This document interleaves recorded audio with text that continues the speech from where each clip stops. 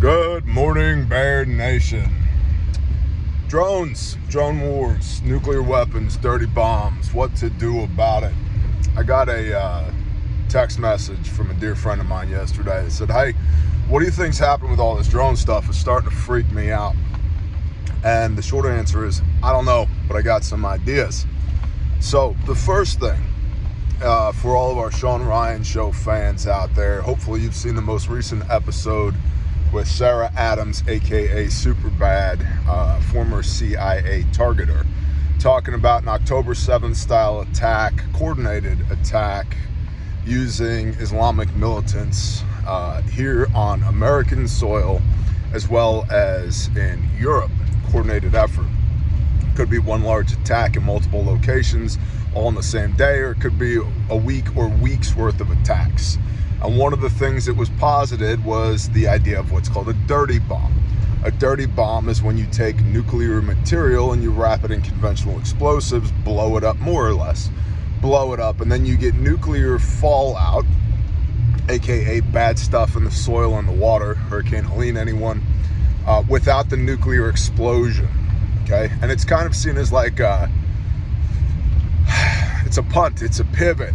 It's less ideal, not that I'm a terrorist, although the FBI Director Ray, who's now resigning, does believe that people like me are domestic terrorists, simply because we read the Bible and believe in the Constitution, literally.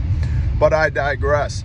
It's, from a terroristic standpoint, a dirty bomb is less ideal than a nuclear weapon because you get a lot more chaos and havoc with the nuclear weapon. But dirty bomb's way better than like throwing some Molotov cocktails, okay? So, there's a potential threat for a dirty bomb, which brings us to drones.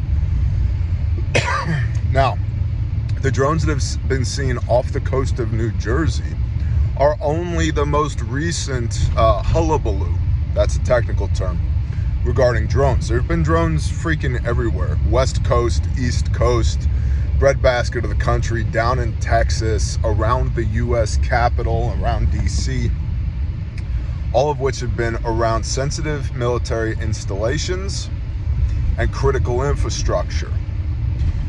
So Joseph Robinette Biden Jr. asterisk, current president asterisk of the United States of America, deeply believed, strong evidence that he is compromised by China.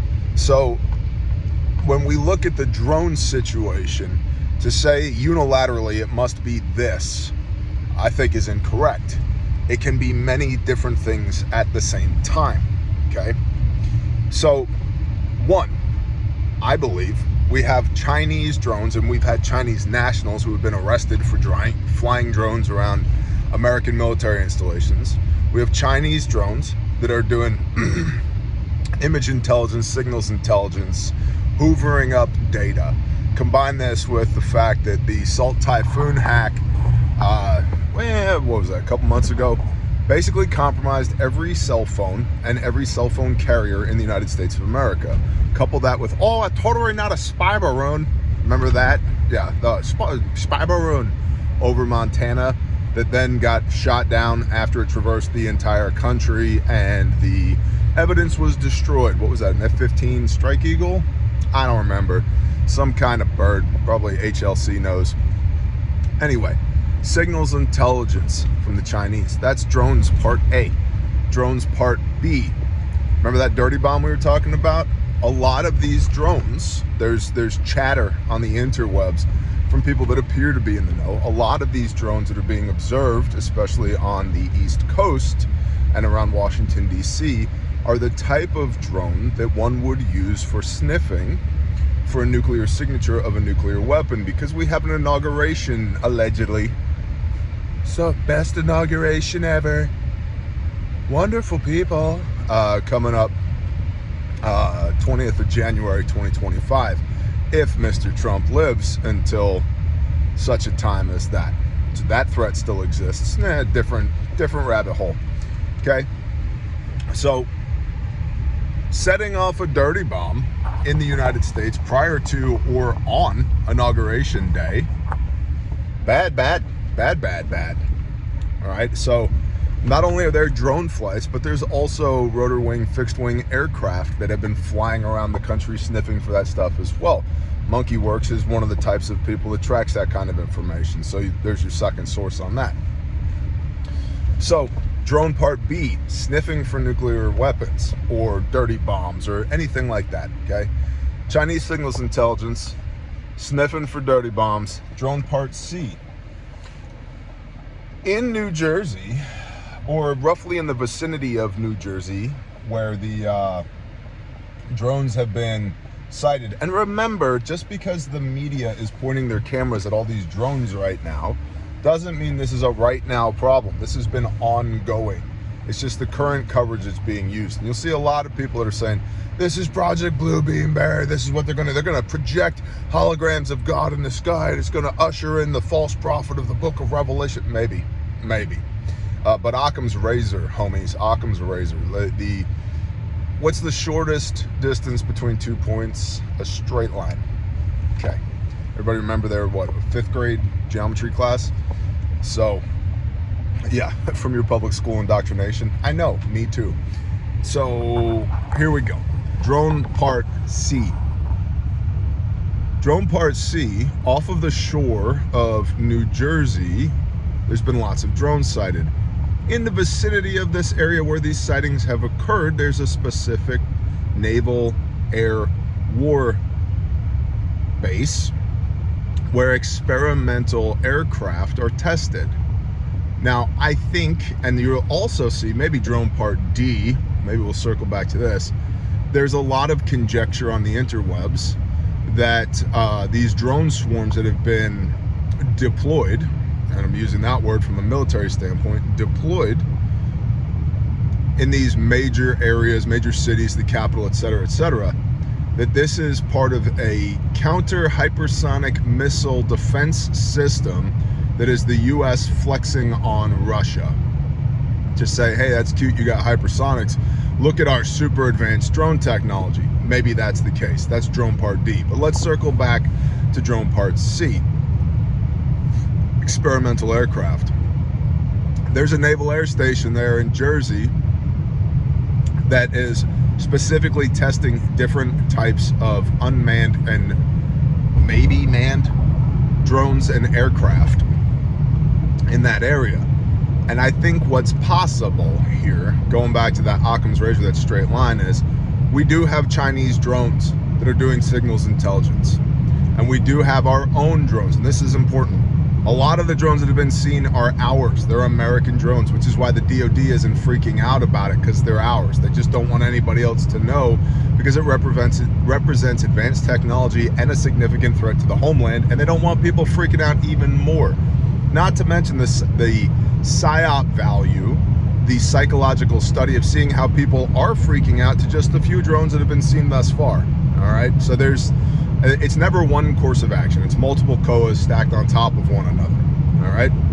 So drone part C, Naval Air Station in Jersey with experimental aircraft, which brings us to, yeah, hey China, you have drones, so do we. We have drones. Here's what our drones look like. And then push that out across the alternate media and the mass media to say, yep, oh, America does have drones. And look, their drones, we hung a freaking antenna under a weather balloon. They've got drones that are replicating other off-world technologies or whatever.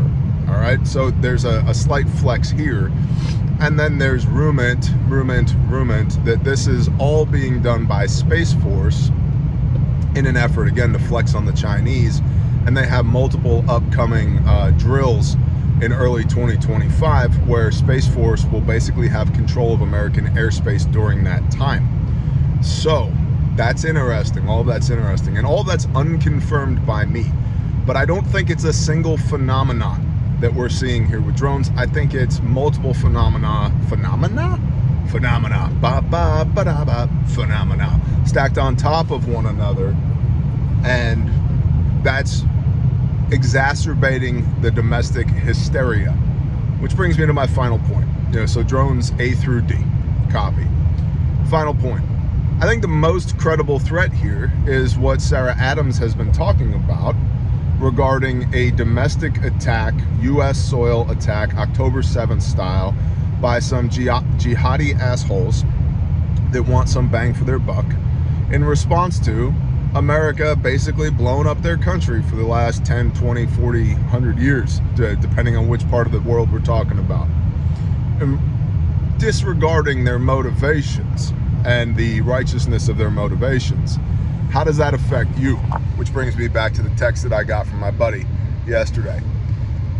You got to do some basic prepper stuff here. And if you're brand new to prepper stuff, go to my channel, Bear Independent, hit the playlist and look for the Prepper Classroom. Okay, there's 30 episodes where whiteboard, classroom, break it down Barney style. Here's what you need to do. Here's why you need to do it. Okay, very bite-sized information, free on this channel. But I would say this, if you live, regardless of where you live, but especially if you live in a populated area, it's very foggy out here right now, by the way. Very, very foggy. If you live in a populated area, you need to have a place that you can go to that has a lower population density so that you don't find yourself in an area that is being, where there's mass competition for resources, where resources are consumed rather than produced. In other words, get out into the country, all right? Your friend that has a farm or lives on the edge of a small town outside of the major city or whatever it is, get out into the country. Low population density. And if you don't own that place, you need to communicate with your friends that do own that place. Hey, if things get weird, I'm coming to your house. Have that conversation now while the grid is up, while the cell networks are up, while social media still works. Do all of that now. Keep your vehicle at least a half a tank of fuel. At least a half a tank of fuel. Which means the place that you're going ideally is a quarter tank of fuel or less away, so that you can get there and get back if you need to. And you can stock more gas cans. Like, this is a pickup truck. Excuse me. I roll with 4 5-gallon gas cans of diesel cans in the back of this truck, which gives me an additional 20 gallons of range for this vehicle, regardless of where I am in the country. All right. So keep fuel in your vehicles, have a place to go, have your go bags ready to go. What goes in a go bag depends on who you are. But for most people, for the normies, the really nice people out there, this is going to be clothes, prescription meds, spare eyeglasses, hygiene kit, warming layers, suitable, appropriate shoes, etc., etc. Have a way to defend yourself. If you're into nunchucks, bro, get some nunchucks. I like 5.56 platforms. They work better than nunchucks at extended range, but you do you, boo. All right, whatever you're into. Crossbows, sharpened stick, whatever you got. All right, have a way to defend yourself. What else? Food and water. I'd have at least 2 weeks of food and water inside of your house, even as a normie. Even as a normie, mo better. The more you can, the better off you're gonna be. I'm me. I've been doing this for pushing 20 years. I got enough food to feed the entire Bear Nation for at least a week or two. All right, but at least a couple of weeks of food that you actually eat. Stock your pantry deep. And then a good first aid kit and know how to use it. And this is not me shilling for Refuge Medical, although we do have a wonderful end of year sale going on right now, refugemedical.com.